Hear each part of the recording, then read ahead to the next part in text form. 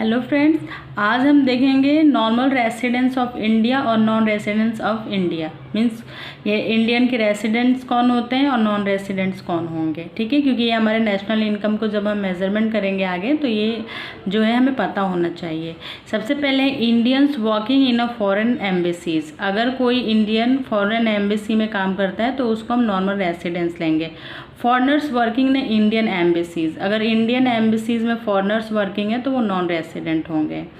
Next point है हमारा Indians employed in IMF, International Monetary Fund, WHO, World Health Organization located in India. अगर India में जो IMF है या WHO में इंडियंस अगर एम्प्लॉयड हैं तो हम उसको नॉर्मल रेसिडेंट्स कंसीडर करेंगे।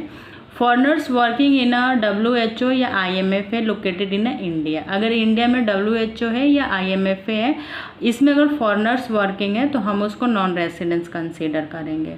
नेक्स्ट है हमारा ambassador for India in USA। अगर USA में इंडियन एम्बेसडर हैं तो हम उसको रेसिडेंट्स कंसीडर करेंगे। और USA एम्बेसडर इन इंडिया, अगर इंडिया में USA के एम्बेसडर्स हैं तो वो नॉन रेसिडेंट्स होंगे। Next point, the foreigner citizen living in India for a period of more than 1 year. अगर 1 साल से कोई भी ज़्यादा फॉरेनर यहाँ रहते हैं तो वो नॉन रेसिडेंट्स होंगे, except studies of medical treatment.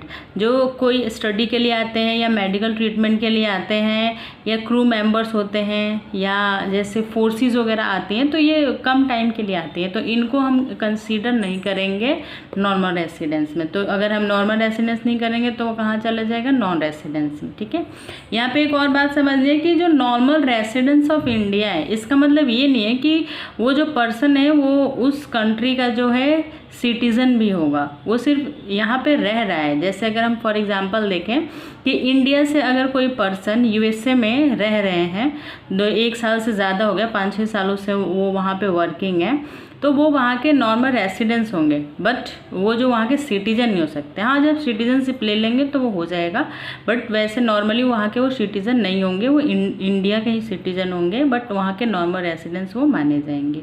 Okay, thank you.